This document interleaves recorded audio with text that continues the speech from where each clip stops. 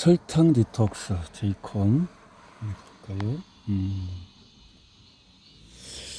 비타민 C. 비타민 C는 부신과 뇌 조직에는 비타민 C가 많이 들어있다. 스트레스 받은 사람의 소변에도 비타민 C가 많이 함유되어 있다. 어떻게 된 일일까? 바로 스트레스를 받으면 인체는 저장고에서 비타민 C를 꺼내 쓰기 때문이다. 비타민 C가 있어야 부신이 최상의 기능을 발휘할 수 있으며 스트레스를 받아도 혈당을 유지해서 결국 저혈당증 증상과 설탕 중독이 완화된다. 비타민 C는 면역 기능을 향상시킴으로써 설탕 중독 유형 2가 특히 취약한 기관지염증과 호흡기 감염을 막아준다. 비타민 C는 다른 역할도 한다. 혈변의 비타민 C 함량이 높아지면 체지방 비율이 높아지고 허리둘리가 증가한다. 애리조나 주립대학 연구에 의하면 혈중 비타민 C는 지방 산화와 직접 관계가 있다. 2005년 지방 산화는 활동하거나 쉴 때에 인체가 지방을 연료로 소비하는 과정이다. 미국인의 하루 비타민 C 권장량은 60mg. 이 같은 고루병 같은 결핍 예방하는 데는 충분한 약이긴 하지만 건강에는 터무니없다. 부신 추천을 부신 아드레날 익스트랙트 추출물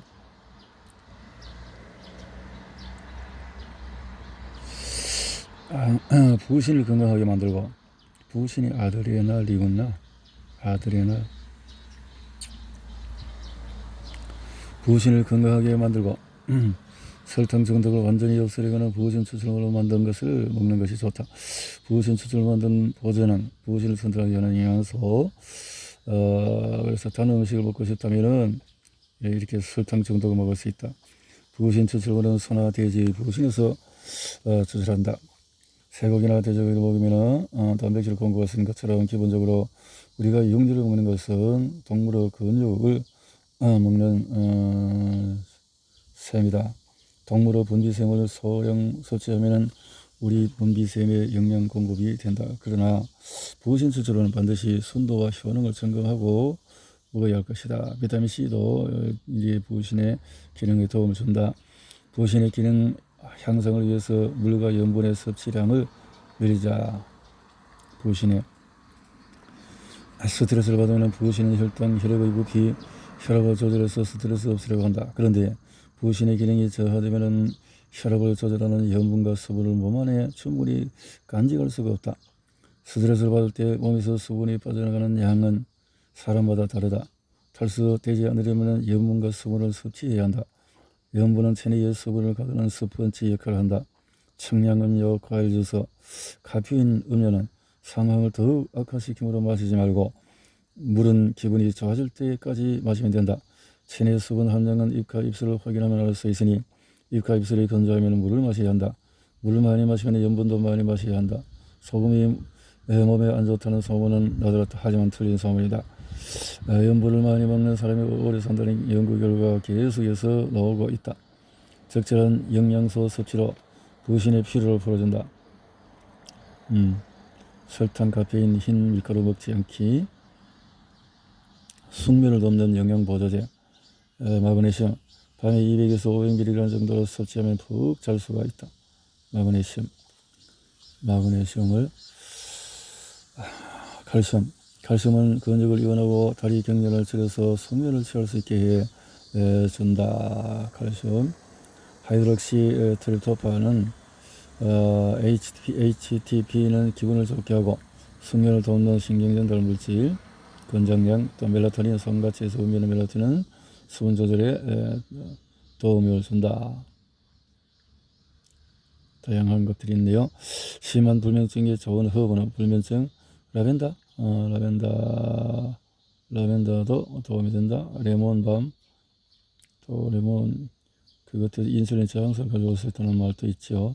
가벼운 불면증을 치료하는 허브, 태아닌 같은 것들이 있고, 혐오균을 증식시키는 요인들, 만성 부비강령, 전리선염, 호흡기 감염 모두 혐오균이 일으키는 감염 질환이다. 이 질환들을 치료하기 위해서 항생제를 남용해도 혐오균이 증식한다. 유익균이 사라지면 혐오균은 증식한다. 사실 우리 몸을 이루는 세포도 대장에서 서식하는 좋은 세균의 수가 훨씬 많다. 100조, 10조 개나 된다. 건강하려면 우리 몸에 유익균이 반드시 있어야 한다. 유익균은 음식물의 소화를 돕고 중요한 역할을 하고 나쁜 세균 증식을 억제하고 감염을 막는다. 항생제는 혐오를 제외한 나머지 세균을 모두 죽임으로써 결국 혐오균을 막을 수 있는, 그래서 경쟁자를 사라지게 한다. 그 결과로 혐오균은 증식하고 우리는 더 많은 설탕을 먹게 되어진다. 제산제를 자주 복용해도 혐오균이 증식하고 설탕 중독이 악화된다. 설탕, 혐오. 설탕 중독 유형은 두 개의 스트레스, 설탕 중독, 혈당, 부실을 피곤한 상태로 오랫동안 방치하면 만성 피로, 고혈압, 비만이 생길 수 있다. 부신 피곤. 그래서 만성 피로가 되고 섬유 근육통이 생기고 면역 장애가 생기고 당뇨가 생기고 고혈압과 골다공증과 비만이 생길 수 있고 혈당이 낮거나 또 저혈당이 될 수 있고 설탕 중독. 그래서 설탕 중독의 유행 2는 부신이 지치면 자꾸 당긴다. 부신이 갑상선 기능 저하에 걸릴 수 있다. 갑상선 기능 저하. 식습관을 맞추고 생동 일성 코티솔을 소량 복용해서 부신의 피로를 없애면 설탕 중독을 치료할 수 있다. 여기는 비타민 C, 비타민 B5, 판토텐산, 감차, 크롬을 먹고 스트레스를 효과적으로 다루는 방법도 배워야 한다. 설탕 중독에서 참고하면 도움이 될 수 있다. 자, 우울증, 경고. 망종화를 함께 복용할 때 주의할 점. 처방약을 먹으면서도 망종화를 먹으려면 반드시 자연하게 해야 된다. 항우울제를 먹으면 이런 증상이 나타나면 망종화 5-HTP 복용을 중단하고 그래서 처방약을 받으면서 또 면역과 상충될 수 있는 것은 하지 말아야 되겠죠. 처방약과 함께 하게 되면 그래서 만약 항우울제만 먹는데 증상이 생기다면 세로토닌 생성 증후군 아닐까. 비타민 B2, 리보플라빈과 B3, 나이아신. 2와 3는 에너지 원자인 나트와 파스 주요 구성 성분으로서 에너지 생성에 영향을 미친다. 1과 2와 3가 부족하면 우울해질 수가 있다. 2와 3가 부족해지면 우울증이 올 수가 있다. 비타민 6, 피리록신, 세로토닌, 도파민, 노르에피네프린 생산에 중요한 B6가 결핍되면 우울증에 걸릴 수 있다. 피임약이나 에스트로겐을 먹는 여성이라면 6 결핍이 심할 수가 있다. 두 약은 체내 비타민 B6의 수치를 낮추기 때문이다. 자, 저혈당증 환자는 불안하고 초조할 때마다 설탕을 먹고 싶어 한다. 하지만은 스트레스 받고 더욱더 설탕 중독은 악화가 된다. 콜티솔 분비 이상으로 심각한 건강 문제가 생긴다. 과도한 스트레스 때문에 콜티솔이 지나치게 많이 분비되면 면역 기능이 부신이 지쳐버려서 결국 백기들고 콜티솔 분비 자꾸 설탕을 찾게 된다는 거죠. 끊임없는 스트레스로 부신이 지쳐있다. 스트레스, 설탕 없이 우울증에서 벗어나기. 우울증은 단순히 가끔 기분이 저조해지고 우울해지는 증상이다. 우울증은 사랑과 머리지기 하고 삶의 의욕을 뺏어가는 등 그가 항우울제를 입에 털어넣는 것으로 할 일도 있다고 생각하지 말자. 우울증의 근본원인을 파악하고 몸에서 행복물질이 분비될 수 있도록 자연치료를 실시해보자. 설탕이 우리 몸과 마음에서 저지르는 설탕, 우리 갑상선, 설탕과 카페인이 동시로 하면 몸이 병들어 있다. 설탕으로서 그래서 이 커피가 문제가 되겠네요. 에너지 음료들이 커피 이런 것들이 설탕 중독의 유행인데 이렇게 되면 만성 피로 증후군과 섬유 근육통이 낫지 않는 이유는 뭘까? 점점 더 많은 사람들이 스트레스를 없애기 위해서 설탕 먹기를 반복하다가 결국은 중독되고 만다. 따라서 만성 피로 증후군과 섬유 근육통은 흔한 질병이 되고 있다. 만성피로, 증후군과 섬유근육 등이 생기는 원인은 여러 가지다. 전문가들이 독감이라고 부르고 감염이 원인일 수도 있다.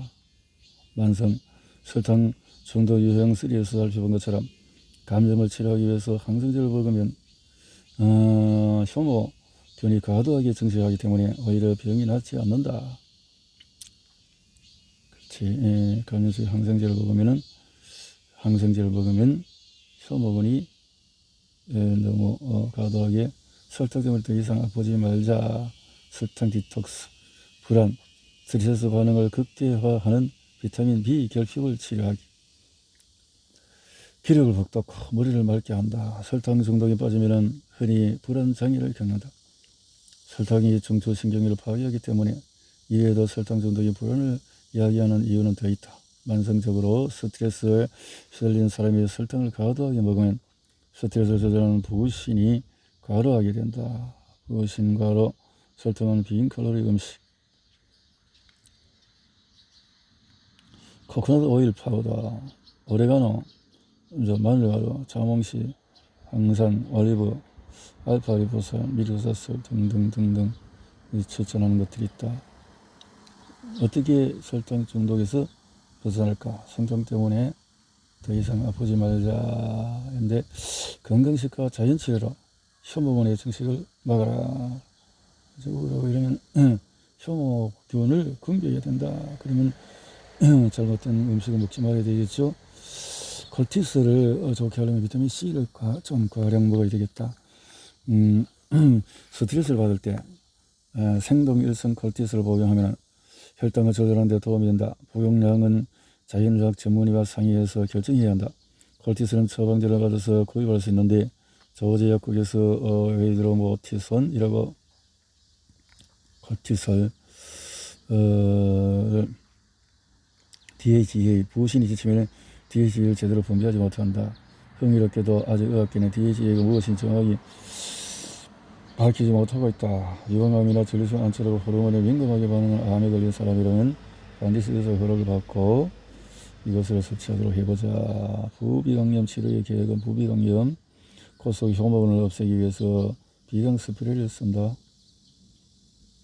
과도하게 증식하는 혐오를 없애기 위해 코헹굼 이런 것들이 있네요.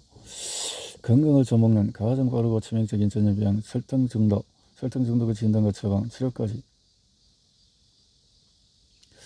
부신을 튼튼하게 해 당분 섭취를 줄인다. 설탕 중독 유형 2는 스트레스 받아서 그때 참고하고 갑선생 기능 저하증 치료로 체중을 줄인다.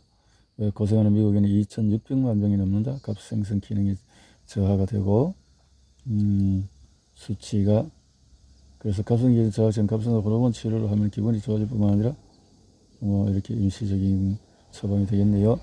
코와 비강의 염증을 치료하기. 비강 보통 수준의 편두통을 치료하는 자연요법으로는 어떤 요법이 있을까요? 마그네슘, 비타민 B, 2, 3, 6 이런 것들을 통해서 또 생선기름, 글루코사민 또 이런 것들 비타민 2 우리 몸의 신진대사 능력을 회복하라. 이들 시간의 밤잠으로 식욕을 조절한다. 식욕 조절. 미인은 잠꾸러기라는 말이 정말이죠. 진리나 다름없다. 그래서 식욕 조절인 호르몬인 렙틴과 그레닌 이상이 생기면 제대로 잠자지 못하고 또 잠 그렇게 된다. 그래서 렙틴과 호르몬 조절해야 되고 테스토스테론이 적어도 당뇨에 걸린다. 테스토스테론이 남성 호르몬 걸린다. 편두통 이런 원인을 밝혀졌지만은 몸에서 아직 작용이 일어나서 편두통이 생기는지 그래서 혈압이 극심한 편두통을 치료하는 자연치료법은 미국에서 편두통으로 고생하는 사람은 2,800만 명이 이른다. 메스껍고 편두통. 그래서 이럴 때 무엇이 좋을까요? 먹이가 편두통 예방하는 데 도움이 된다. 먹이. 마그네슘 이렇게 해서 통에서 도움을 받자 하는 거죠. 당뇨와 신진대사장애, 설탕 섭취를 줄여서 인슐린 저항성을 치료해보자. 섬유근육통, 또 면역 기능이 악화되고 만성 부비 강염, 경련성, 자가면역, 암, 콜레스테롤, 고, 인슐린 분비량 상승, 심장 질환, 비만, 호르몬 이상, 정신분열, 혐오근, 칸디다균 감염, 주의력 결핍, 이 정도는 맛보기에 불과하다. 이런 것들이 이제 설탕을 줄이면 이런 도움이 된다. 그래서 제이콥 테이텔바움 박사는 32년 동안의 자연 치유로 만성 통증을 치료해온 아주 전문가로서 일하고 있네요. 미국인의 하루 비타민 C 권장량이 너무 적다는 거죠. 그래서 이 영양을 비타민 C를 티로신은 단백질을 구성하는 아미노산인데 부신에서 분비하는 또 그 아드레날린처럼 티로신도 단백질로 만드는 재료이다. 티로신은 에너지 생산에 정리한 갑상선 호르몬과 신경전달 물질 도파민을 형성하는데도 정리한 역할을 한다. 설탕 중독, 알코올 중독 같은 여러 중독은 또 도파민은 우울한 기분을 없애기 때문에 설탕 섭취된 욕구를 자꾸 당긴다는 거죠. 글루타티온, 세 가지 아미노산은 중요한 항산화제로 이루어진 글루타티온은 인슐린 강화하고 혈당을 최적 상태로 한다. 그죠? 그러나 먹는 글루타티온 보조제는 위산에 의해서 파괴되면 오히려 몸에 흡수되지 않는다. 그래서 먹는 글루타티온 보조제가 글루타티온이 그죠? 아미노산을 잘 먹고 항산화제를 잘 먹으면 글루타티온이 생긴다 이 말이죠. 슈거 디톡스 이렇게.